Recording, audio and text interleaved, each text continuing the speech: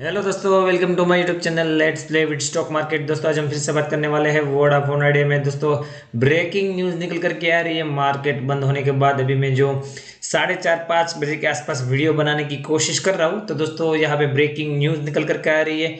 दो बड़े झटके वोडाफोन आइडिया में दिखाई दे रहे। मुझे लगता है इसी के चलते कल वोडाफोन आइडिया में गिरावट भी देखने को मिल सकती है। हालांकि आज भी वोडाफोन आइडिया में प्रेशर बना हुआ था। यहाँ पे मैं आपको वोडाफोन आइडिया की सिचुएशन बताना चाहूंगा। यहाँ पे देखिए वोडाफोन आइडिया की क्लोजिंग 10 रुपये 30 पैसे के आसपास हुई है। 10 पैसे डाउन बंद हुआ है, 0.96% गिरावट के साथ बंद हुआ है। तो यहाँ पे देखे तो 10 रुपये 15 पैसे तक का लो भी उसने बना दिया था। हालांकि हाई भी बढ़िया बनाया था 10 रुपये 75 पैसे का। तो कल मैंने जो टारगेट दिए थे वो ऊपर की तरफ बढ़िया अचीव होते हुए दिखाई दिए थे। तो मुझे लगता है कि जिन लोगों ने कल का वीडियो देखा होगा वो यहाँ पे बढ़िया सा प्रॉफिट बनाने में कामयाब जरूर हुआ होगा। अभी हम बात कर लेते हैं, यहाँ पे वापस आते हैं हमारे टॉपिक में। यहाँ पे बात करें तो कोल इंडिया के बारे में मैंने जस्ट 22 मिनट पहले यहाँ पे देख सकते हो ये वीडियो अपलोड किया है, जिसमें 190 रुपये तक के टारगेट दिए जा रहे हैं और जो मैनेजमेंट की तरफ से बढ़िया प्लान भी रिवील होता हुआ दिखाई दिया है उसके बारे में बताने की कोशिश की है। तो मैं चाहूंगा आप इस वीडियो को भी जरूर देखें।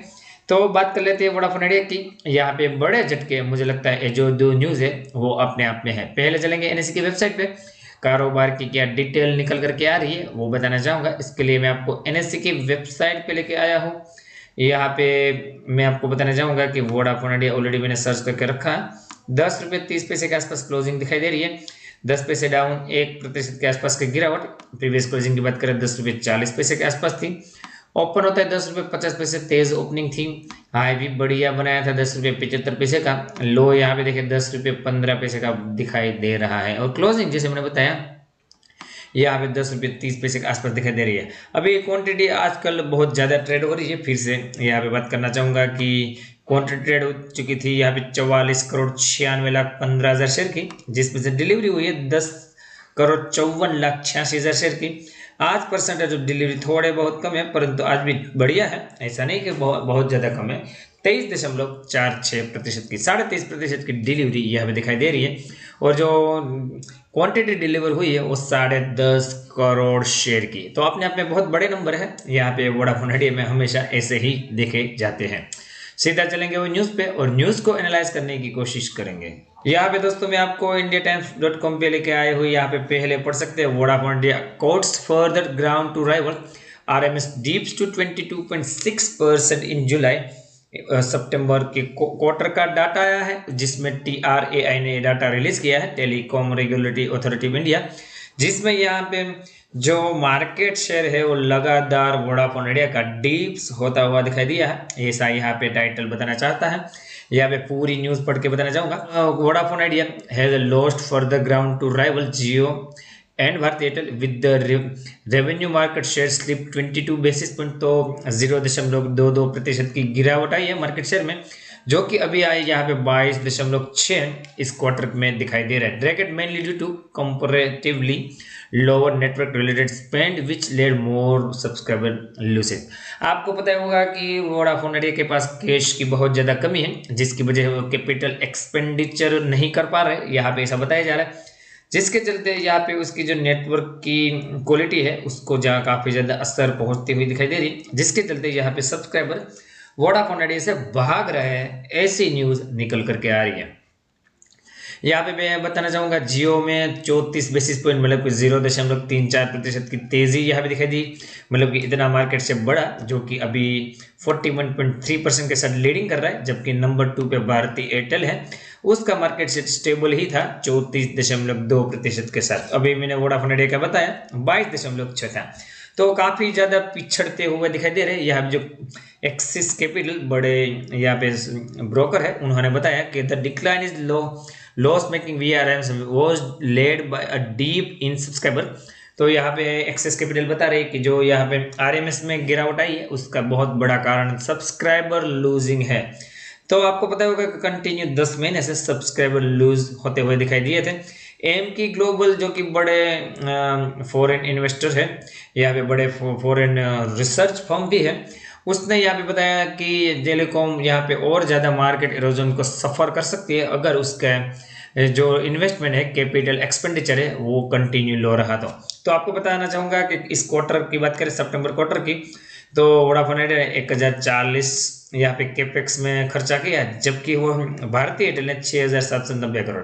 तो दोस्तों कितना कम है यहाँ पे आप ही कुछ इन नंबर से देख सकते हो। और यहाँ पे जियो ने 5426 करोड़ कैपिटल एक्सपेंडिचर में खर्च किए हैं। तो यहाँ पे मुझे लगता है बहुत बड़ा झटका है। यहाँ पे ये जो नंबर निकल करके आ रहे हैं वो बिल्कुल भी इंकरेजिंग नहीं है, यहाँ पे ऐसा बताया जा रहा है। तो दोस्तों ये एक मुझे लगता है बहुत बड़ी बुरी खबर है वोडाफोन आइडिया के लिए, बिल्कुल भी अच्छी खबर मैं नहीं बोलूँगा। और यहाँ पे उसको आगे जाके इसमें इम्प्रूवमेंट करना होगा। तो अभी हालांकि ऐसा नहीं है, आप अभी मैंने जैसे कल के वीडियो में बताया कि वोडाफोन आइडिया के पास फंडिंग भी आ रही है, तो हो सकता है आगे जा करके वो अच्छा खासा कैपिटल एक्सपेंडिचर भी करे। तो यहाँ पे ऐसा नहीं कि सिचुएशन सुधर भी सकती है। अभी तो जो पुराना डाटा है वो मैं आपके साथ शेयर कर रहा हूँ। तो दूसरा बड़ा झटका भी है, उसको भी आपके साथ डिस्कशन करना चाहूंगा। इसके लिए मैं लाइव मिंट की वेबसाइट पे लेके आया हूँ। यहाँ पे आप देख सकते हो we are risk losing more user as it move to raise tariff. तो दोस्तों यहाँ पे जो बड़े बड़े अलग अलग एक्सपर्ट है उसकी बड़ी बड़ी राय निकल करके आ रही है। आपको पता होगा कि वोडाफोन आइडिया ने अभी तारीफ हाइक को लेके यहाँ पे हिंट दी है।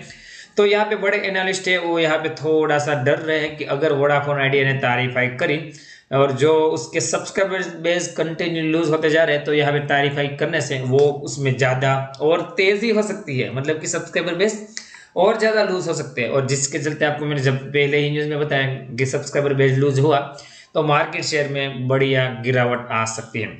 With the top executive at Vodafone Idea Limited indicating it could be the first among the 3 private telecom players to raise तारीफ। आपको जैसे मैंने पहले ही भी बताया कि रविंद्र ठक्कर जी ने यहाँ पे उन्होंने बोला था कि हम सबसे पहले तारीफ हाइक करेंगे।